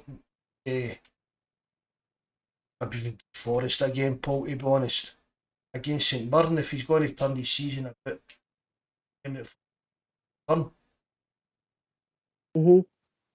Terence yourself. Well, who would you play next McGregor, Mark? Like, would you drop Roderick, O'Reilly, Hayase? Who comes in there if you're playing McGregor in that deep line role that you think Ange will do? Like, does he stick with Roderick again? But No, clearly I Roderick wouldn't play isn't with working at the Rogic. moment. No, I'd go with O'Reilly and Matty probably. Hayase? Yeah, that's who I would go with. I think that's probably our best midfield, Paul, until we see what Gucci can do for his kind of thing. I think, and as we see McGregor in that role, it's good. It's pluses and it's minuses. It's hard to, it's because you're not want to kind of slag McGregor off for putting down his performances, kind of thing, Paul. But I just think No, I'm not doing that. I just think there's more to his game there's more to his game than just sitting doing that role. Yeah, like You think of his qualities, Mark. I think you're taking away some of McGregor. You're taking away some of McGregor's qualities by making him sit there. Yeah, Terence. I mean McGregor was like your kind of, and like your Paul McStays and people that were arriving late in the box and scoring for the 18. Do you get what I mean? They kind of players scoring for the 18-yard line and that. Was it Peter Grant, Mark, used to sit back? Yeah. When Paul McStay used to play. Do you know what I mean? So why don't we do that with Cal McGregor? Like Gucci or Bison sit back and let McGregor.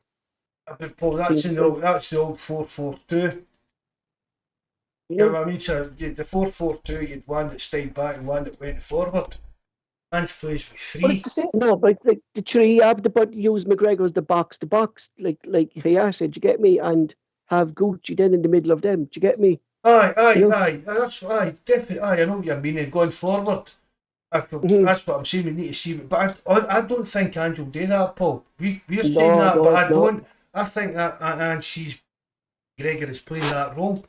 The middle is three midfielders, and I don't know. I don't know what would take to actually happen for Ange to change that. It seems to be his kind of system.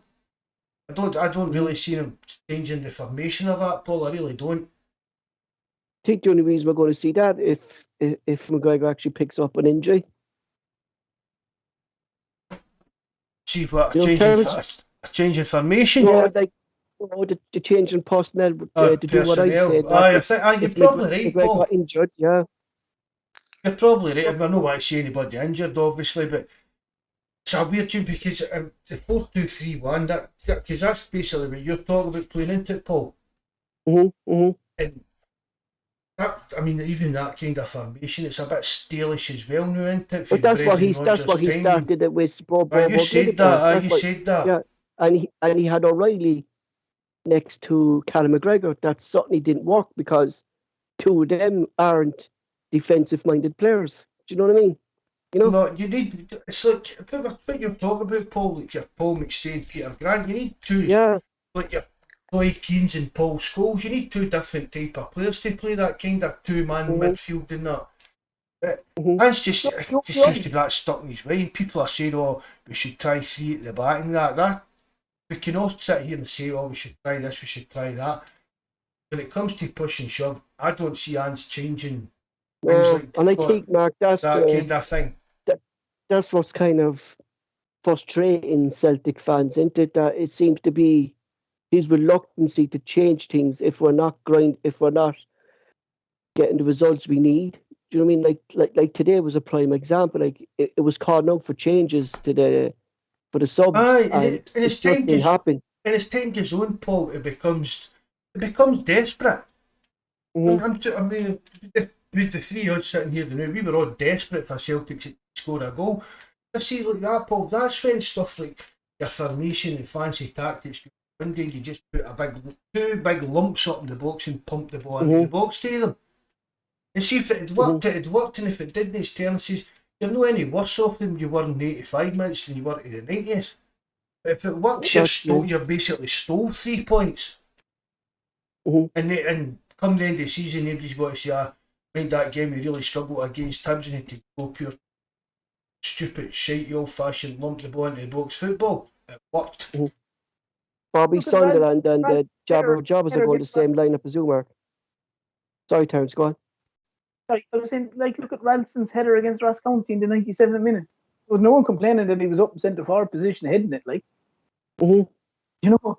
So I But mean, that's the advantage as well, that's what Terence, of practice having talk. Radisson. That's the advantage I have, I think, in having Radisson on the team, because I think Radisson's attacking, maybe not he's defending, but he's attacking is better than Jovanovic, as in getting to the byline, providing space for Bada, because I've noticed this any time Jovanovic plays on the right hand side, Abada has a poor game.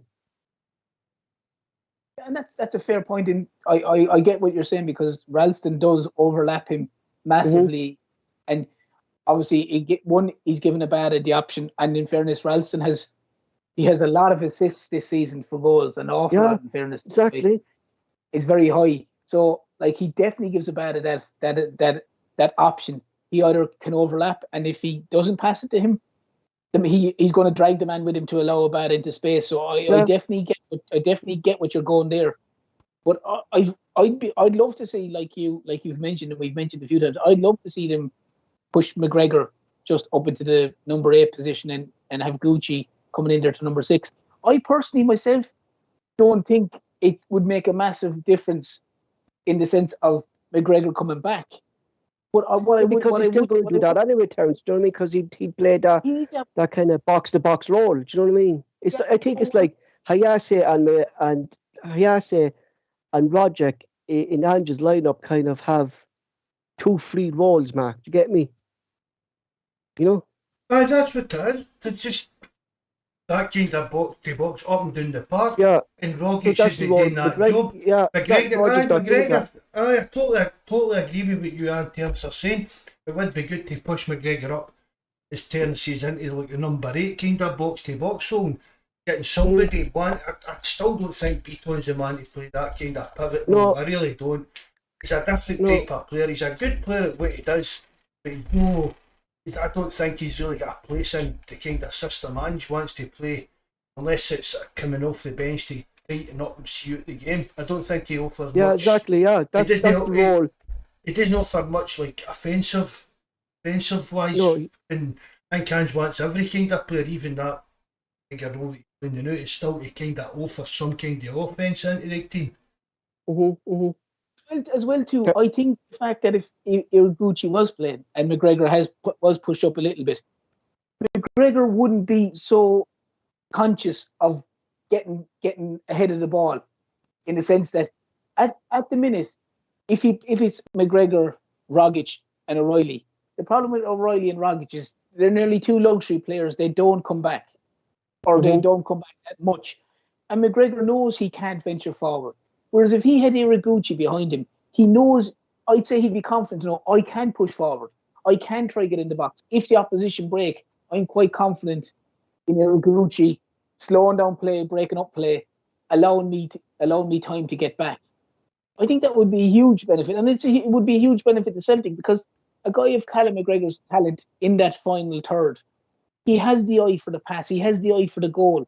I think some of those qualities have been taken out of him by him just sitting in that sitting role. I'm not saying he's a fantastic footballer, but I'd love to see him just go up that one little bit further, and Ange can kind of say to him, look, you push up a bit more, try get yourself into the edge of the box for the breaking balls. you know, to have the snapshots and stuff like that. Because if the ball does break, he's confident that Iraguchi's behind him to sweep it up. Like, Just basically what you're saying to him is, look, do what you're doing now, control the game, control the flow of the team and that, but just get a bit further up the pitch for us.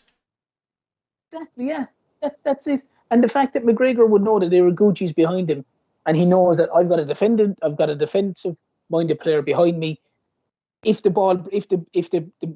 play breaks down and there is a pass, he's going to be confident enough to know, well, that guy behind me is going to sweep this up. I don't have to. I can get back, but I'm not conscious of getting caught ahead of the ball. I think that would be huge for McGregor if they could get that. And I certainly think it'd provide more goals. Mm-hmm. Definitely, Terence. Definitely, like that's what I've been trying to say to you for the last fucking hour and a half. I know, but there's no point. There's points What have we got to talk about then for an hour and a half? If you just start saying, right, that's it.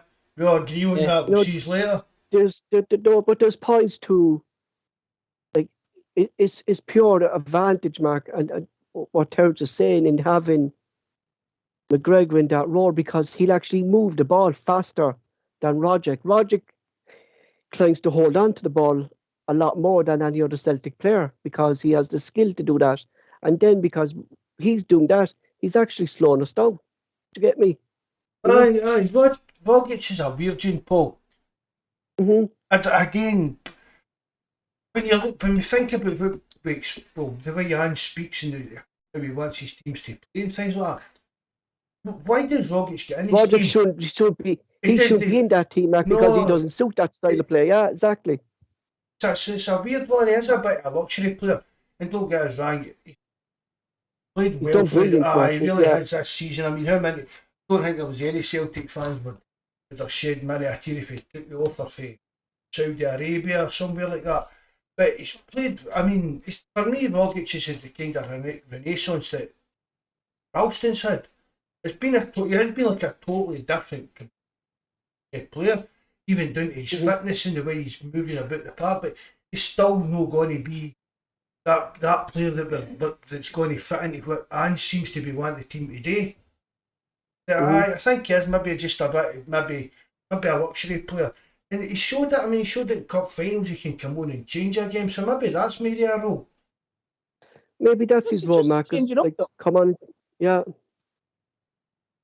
Just change it up. Just change it up. Just try something different, because it's the one spot that we continually have said, if you lose the midfield battle, you nearly always lose the game, or you certainly don't win the game anyway. You might scrape a draw, but when you're losing the midfield battle and you're not creating much in midfield, you know, the whole game is stagnated as a result of it. You know what I mean? You're not doing anything. Whereas with any of the games you watch Celtic, when they're dominant in midfield and they're crisp and they're accurate and everything is going flying, they destroy sides. They destroy them, like, you know. So there's not going to be any harm in trying something different. Whether Ange does it or no, and it's only one player you're talking about anyway. It's not a dramatic change, like.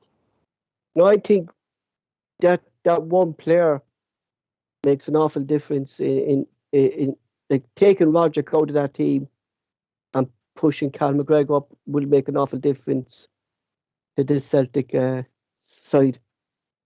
And what we're saying as well, Paul, that's not going to change Ange's system. No, it's not. It's keeping his system the same. Just keeping it the same. And what we're talking about, for me, it would be an improvement. It would be a big improvement. It'd be more faster as well, Mark, because McGregor is faster in the legs than Rogic. Kayase will be still playing. He's fast. Like, Gucci doesn't dwell in the ball, Mark. That's not his style of play. He's not that style of player. Gucci won't hold on to the ball. He doesn't like. Gucci will get the ball. The minute he gets the ball, he's either looking for Hayasha or he's looking for Cal McGregor to make that pass to Radisson, to make that pass to Yata or Mida out in the wings. Do you know what I mean? So the movement's going to be faster. I can see the Liam Scales poster getting ripped down and a Gucci one getting put up there. What do you think? He might have one side by side. He has nothing to Double He's a trouble. Gucci too. Yeah, but I He's a haven't Gucci too, Vic. been wrong in what I said about the two players. I've said exactly what I said to you, Mark, of what Scales will do for Celtic when he came in. Do you know what I mean? You know, and I said the exact same about Hayashi.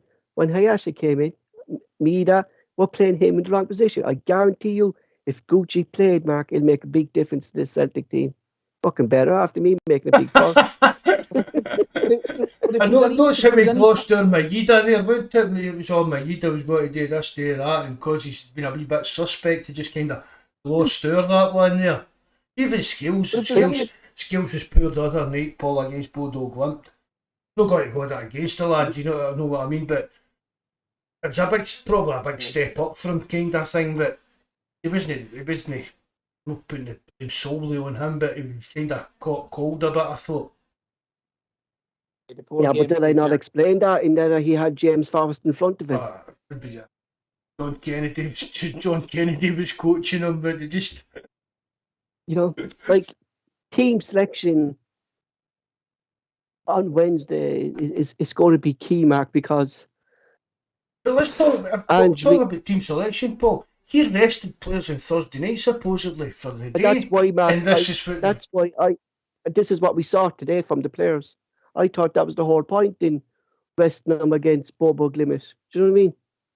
You know, well, that backfired on us. But if Big as time. well, if Gucci doesn't play on Wednesday, there isn't a hope he's going to play against Livingston on Sunday. no, it's not even just Gucci terms. It could be James he's the only McCarthy. one- Yeah, James- but he's James the only one that I McCarthy- think that it's at the moment, he's the only one at the club who's suited for that role.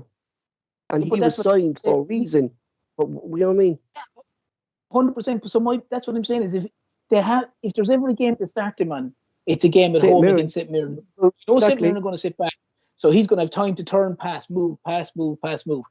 Yeah, If exactly. if they're going to start him on that, I couldn't see them Like, changing this. If we know the way St. Mirren are going to play, they're going to sit back like they did in the 22nd December, and it was 0-0. It was a frustrating game.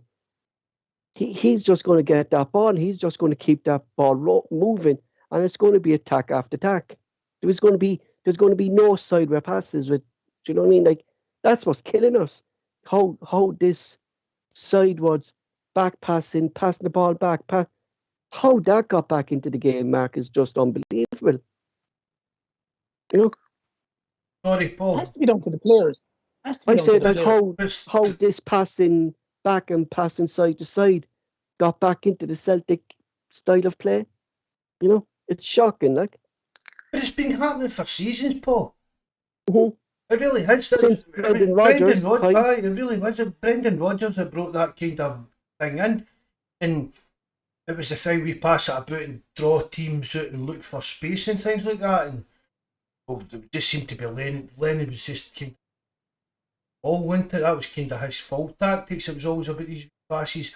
And but under Ange earlier in the season, Paul, it was weird. What's the word, like dynamic? Gone. It was kind of non-existent. Like yeah, No, there wasn't these kind of weird passes that didn't actually. Everything was Everything was more offensive, trying to get the ball forward as quick as you can without having these wee pointless passes left to right. Mhm. Everything was what Bodo Glimt did against Celtic. That's the way Celtic tried to Yes, play the start of exactly. the season. Their Exactly. first thought was just full back at the ball or centre back at the ball, straight to the winger and straight attack. None of this. I'll pass it to you. You pass it back to me. I'll pass it back to the keeper. You pass it over to him. You're like Jesus, Mary, and Joseph, lads.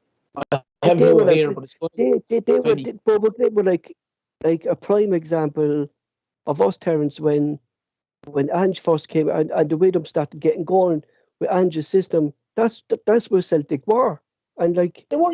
It was literally two passes and they were into midfield. yeah, That's yeah. the way Celtics were at the start, and it's slowly, as you said, like you both said, it's slowly but surely creeping in. But there's an element on the management, 100%. But there's an element on players' responsibility. It's a player's responsibility. If I'm just using them as an example, if it's Greg Taylor or Liam Scales or whoever, if they get the ball on the left and they're running forward, they stop and turn and pass it backwards. That's on them. That's not on the manager. Like It's not because remember, Terence, who was it? Was it Beaton when you could hear Ange screaming at him in the last game? That was in the Yeah, I why cursed did it. he He was, pass the ball I back? wasn't impressed with that at all. Wouldn't you know if you So caught it, if you it's caught that? definitely what Terence is saying there. Like it's definitely the players that's doing this, Terence, because there's a prime example of Ange. Like that's not the way he wants the team to play, and it's true what you said there, Terence. That it could be down to the players doing that. There's a responsibility, Paul, on the players that like players need to be in a situation where you kind of say, like Ange has come out already and said he's not going to criticize a player if he tries a pass and it doesn't come off. But you also then have to say to the player, like you have to have the courage to go, well, my aide has made that run. I'm going to try that pass into that avenue or down that line or that. Like you can all say Express yourself, Terence, isn't it? You've got to put your own personal start. I mean, it's like look back to Scott Sinclair. I think Brendan Rodgers like, right, take him and then do a wee shimmy left, a wee shimmy right. And I mean, as you say, Terence, it's up to the individual players to step up to the mark and show what they can do. It's all very good saying, so and so has 100% pass rate. Yeah, but he's passed it 5 yards every time sideways. That means nothing. That means nothing to me. I'd rather have a fella go, oh, well, Abada put in 7 crosses during the game and 3 of them no one got to. Yeah, but I don't mind that. But where are the crosses? Were they all in the danger area? Did people not get in there? They're the things I'd look at, not going, oh, Greg Taylor or Liam Scales or Juranovic or whoever or Dragic had 22 passes and 22 passes and they all hit the mark, but they were all sideways backwards. Do you know? You know, that's the worst thing about today, Mark, was just the level of performance like that. There just seemed to be lacklustre, Paul. Lackadaisical. There was and no spark, no energy, no urgency. This was our season, and it's true what Mickey said. Like Ange was just standing in the dugout. Aye, I said that, Paul. I said that to you the other night. Said that The Bodo Glimt game. If that was Lennon be tore to pieces. Like, far as I'm concerned, no, Mark. Like, the honeymoon period is over. Like, do you know what I mean? Like, and if we go, and it's true what Terence said, Mark. If we continue to play like this, we're going to drop more points. And we saw how quickly what Mike was saying, how 7 points turned around in favour for us, how far it can go the opposite way, how easy it can go the opposite way if we don't up our game. You know? Right, but Paul, we've got to think, is it going to, we spoke about how Rangers would crumble maybe under pressure and things, how their players would get inside their head, things like that. But if that kind of run goes on, it'll start getting into our players' head. You know what I mean? They'll start Exactly. teams kind of struggling to kind of looking for a result, Paul. I think they're a lot worse because how many times we said like Mikey Johnson would love to see him scoring a goal just to get the pressure and that monkey off his back. It seems to be that old cliche that he's trying too hard and stuff like that. And that's one of the things you've got to thinking. Ange's got to get us. Just for me, Wednesday night's a must-win game. Oh, without doubt. Every game's for Celtics a must-win game. But after today's performance, the last few weeks' performances, European ones, that players need to come out there on Wednesday and step up to the mark and put in a statement for the full oncoming. What's that going to be? 9-10 games. And then, like, I know we're concentrating on St. Mirren today, like, but it's what Terence is saying, Mark. Like we've another tough game at the weekend. Like we can't scrape another win against St. Mirren and then go into that Livingston game on the back of scraping a win against St. Mirren. Do you get me? You know? No, because it will still. That's what I'm saying, Paul. It'll be that kind of edginess even beginning Wednesday night. It was me and come away with a 1-0 win again. Right, it's a win, right, it's 3 points, but still, if it's going to be another poor performance, the players are a game where it's that kind of weight coming down on the shoulders of them that they're not playing their It's best. what I saw then as well, today, Terence and Mark, like I saw today, like people coming out and saying true Celtic fans shouldn't be criticising Ange because of what he's did since he came into the club and what he's inherited. And like, is Ange so good that we shouldn't be criticising him? Like, you know what I mean? Is that the way? That's the impression I got from some of these fellas on Twitter, that we shouldn't be criticising Ange. Oh, you're only as good as your last game. Mm-hmm. That's fact. And the problem is, like, you can't. And if people want to call it criticism, they can call it criticism. But you'll also give the man as much plaudits and as much praise as possible when that's due as well. But if the team put in poor performances, you're entitled as a Celtic supporter to go, that's just not good enough. And at the end of the day, he's the manager of the side. He manages you'll hear him. He's said it many times himself. He said, the buck stops at me. I'm the guy that makes the decisions. So you can't turn around and go, when Celtic a couple of weeks ago in the derby match, unbelievable. My God, that was one of the best forms I've ever seen. That's unreal by Ange. And then go to we can't say anything to him. That's not fair. It doesn't work like that. Mm-hmm. Do you know what I mean? You have to take the rough with the smooth, the good with the bad. Mm-hmm. You know, Mm-hmm. we're not standing here going, we want him out and he's this F that, he's F that. We're just saying, look, Ange, these last 4 or 5 games, the standard. Like, we don't need to tell him that. He knows himself the standard isn't the level that it was. Mm-hmm. You know, so that's, I mean, as Celtic fans, we're sitting here going, that was poor today. The Red Rovers game was poor. The second half of Aberdeen game was poor. The Bodo Glint games were poor. You know, that's what we're saying. We're not going mental, but at the same time, when the team puts in magnificent displays, he's one of the first guys that's going to get the plaudits. So you have to take it on a fair thing. It can't be all good. Not criticizing the guy. Do you know what I mean? If things aren't good, they have to take criticism as well. Like, it was on the live chat today, Paul, that we done for the game. I can't remember who it was who came on and says, "Oh, look at all the moaners," or whatever it was. What would they just sack the manager and sell all the players? Blah blah. And I said to him, "I don't. Nobody's saying that." I says, "But you've got to be able to. I mean, I'm not saying sack Ange, but all we're doing is sitting here having a talk about constructive criticism. we're just right where the coals at and discussing why what went wrong today. Yeah, I mean, we're not talking about the forum page is about, Mark. That's what the forum page is about. It's about looking at Celtic on the day and how we rate Celtic on the day. It doesn't matter if we beat Rangers 3-0 in January if we're putting in a performance like that today. I don't think there's a Celtic fan in the world the night that's sitting there saying, just sack that Ange Postecoglou. Well, if it was John Kennedy, no, that's a different story. No, but do you get what I mean? I mean, you're allowed to be critical. You're allowed to criticise things that you don't agree with. It doesn't mean that you're some kind of panty weighter or sack Ange because we drew with Hibs today and things like that. Even Guardiola got pelters, Mark, there last season for the Champions League final that he lost to Chelsea because he overthought his starting lineup. He got pelters for it, starting without a striker. No manager's except for criticism, Terence. Yeah, but what you're doing is you're giving your opinion as a Celtic fan that you didn't. You thought this was good enough. You thought this wasn't good enough. That's all it is.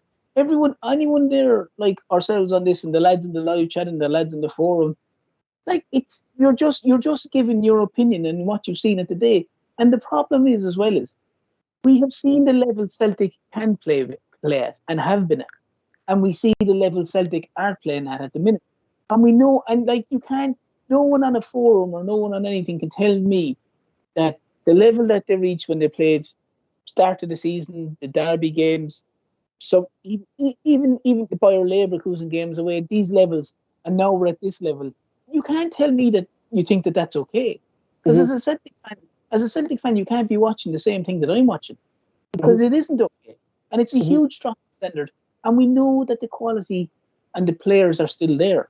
They're just not reaching the levels the optimum levels that they should be reaching. And Here's an interesting thing, right? But we're still delighted. I mean, isn't it? Although we're sitting saying what's we're going wrong, but we're actually delighted with where we're sitting now.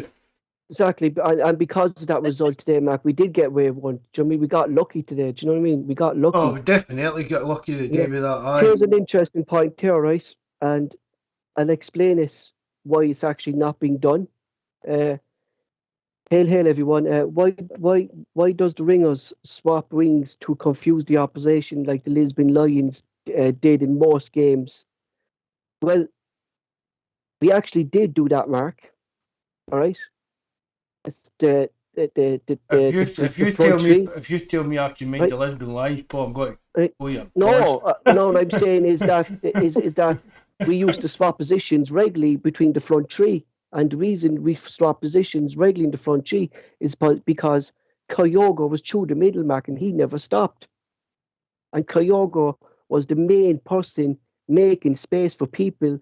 That if Kyogo was making space out on the left, Mark, Abada was through the middle, Yota was through the middle. Do you get me? So there was movement there. And I think since Kyogo is actually out of that team, a lot of that space isn't being created for Ringers or for anyone to open up space. Kyogo's a massive loss to this Celtic team as well, I think. Well, I think so as well, Paul. We've been down to he's running off the shoulder of defenders and things like that.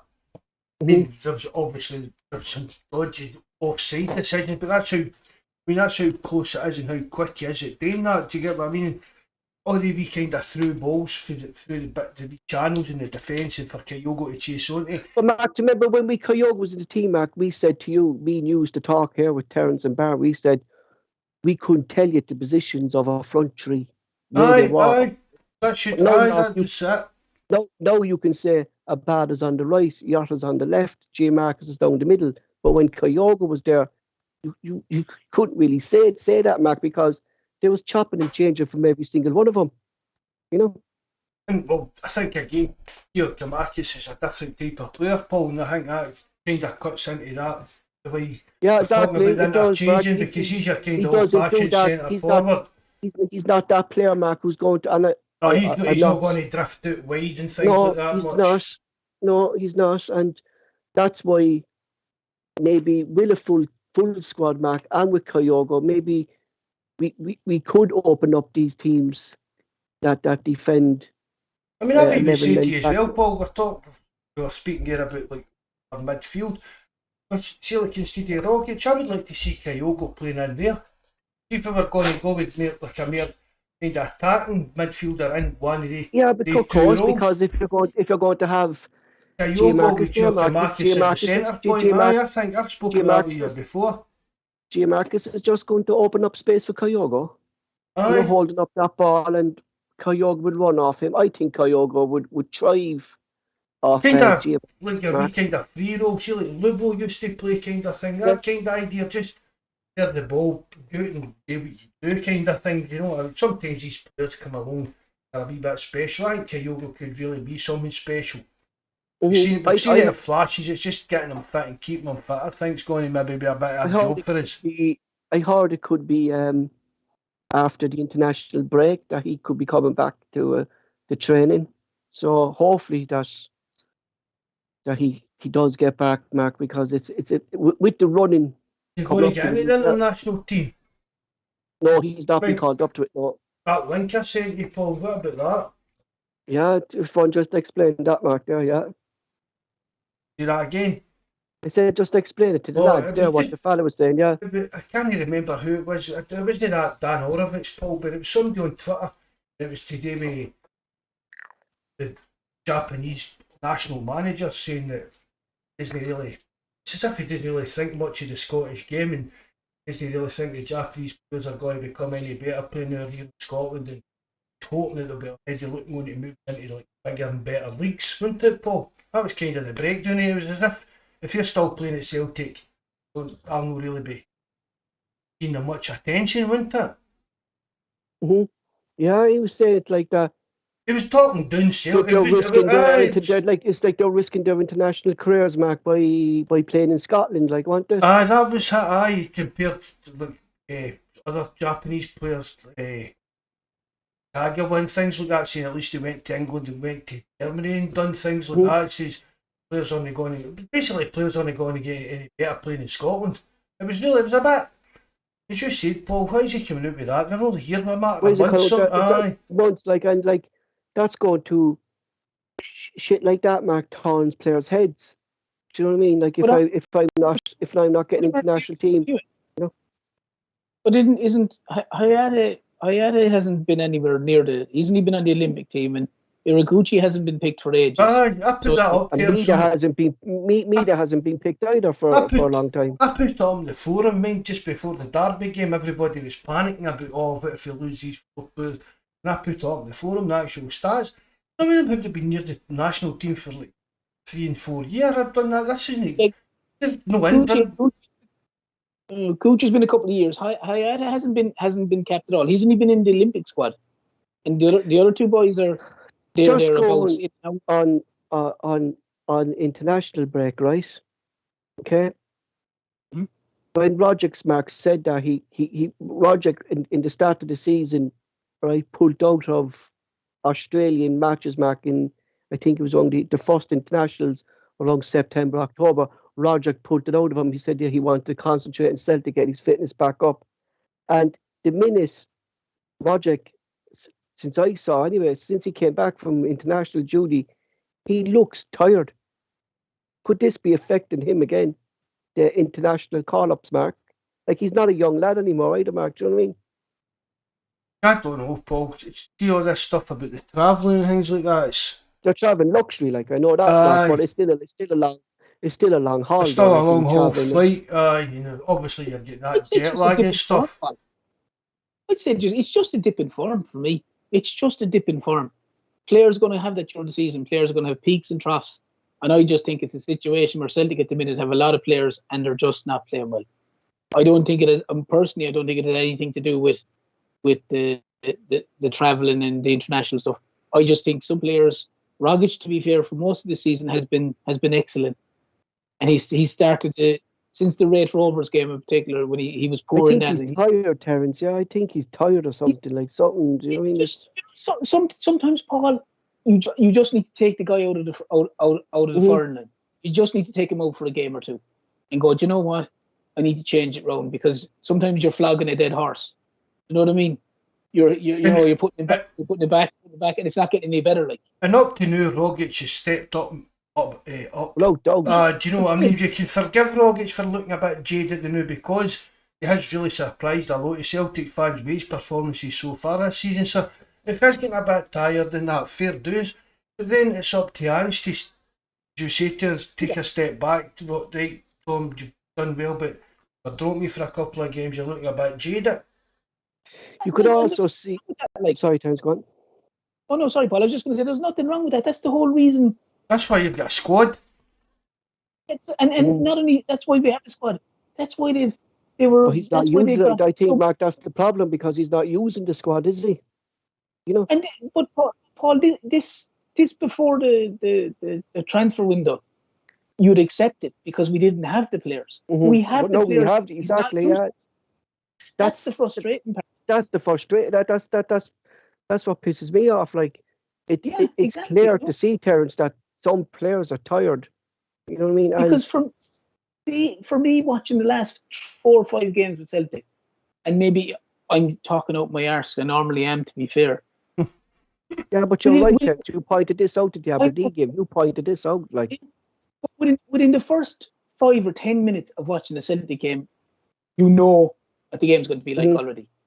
Well, that's what Mikey said earlier. He said after 5 minutes today, I knew we weren't going to win that game.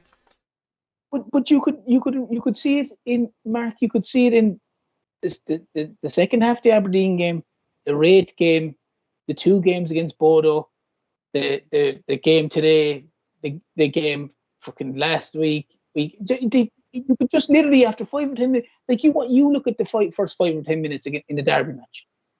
I mean, it was explosive. It was like, boom, everything was like, players are running all over the thing, high tempo, high passing. You watch the game now, and if someone went to the sideline and Neil Lennon was there, you'd probably go, yeah, I'm not surprised. Because it nearly looks a little bit like that to start the way they are. It's so slow and so pedestrian. And you're saying to yourself after 5 or 10 minutes, you're going, oh, Jesus, this is going to be one of these games now again. Here's a good one, Mark, from Thomas McGardy there. He said, everyone now knows how we play. And it's the same all the time. That plan B is actually essential now, Mark. Do you know what I mean? Because But it's not the same all the time, Paul. What we're talking about, look at the first half of the Derby game. yeah, brilliant. Do you get what I mean? So Outstanding. it's not the same all the time. Sometimes the problem for me is, Paul, sometimes Just what the mind frame where the players turn up, Mark. sometimes it works and sometimes it doesn't. But I totally agree with you. We need a plan B.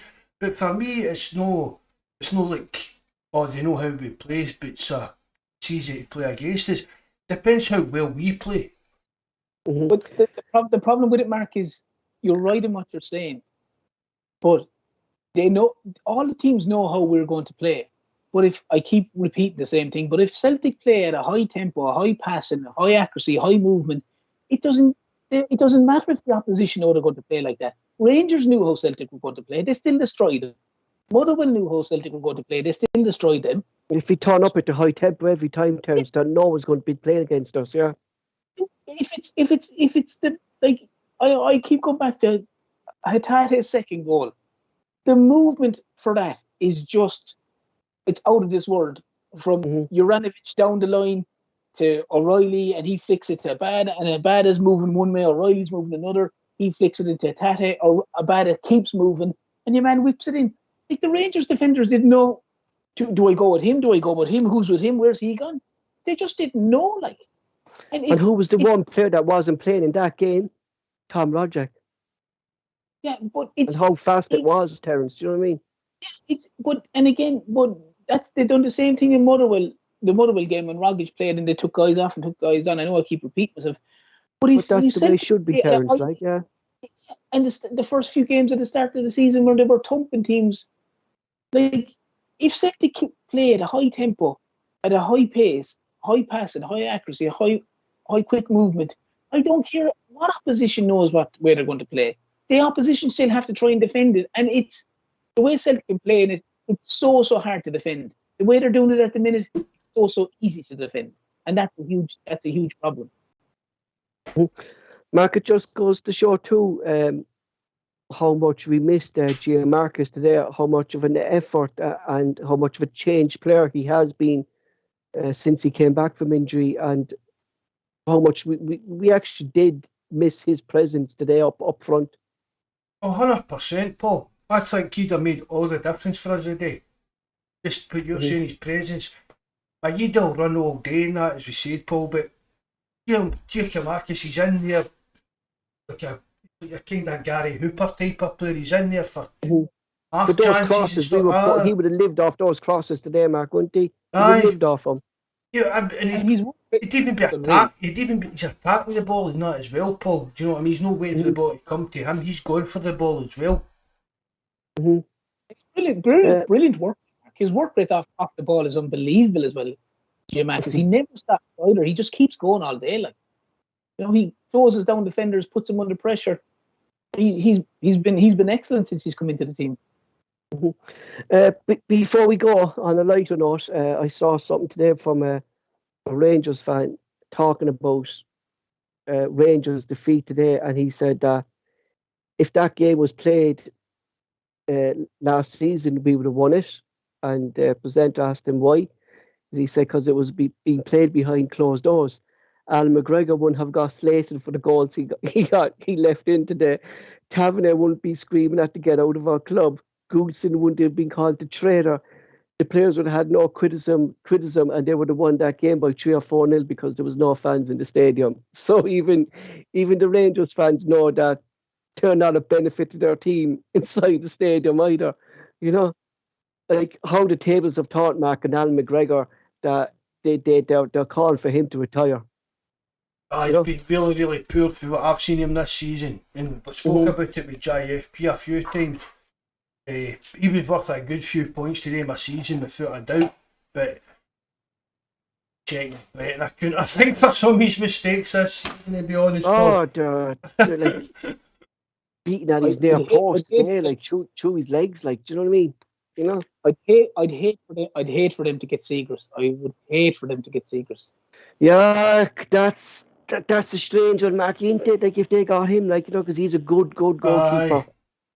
And he was supposed to be brilliant against them there last week or the week before. I know they won at home, whatever, or when they drew and all, I should say.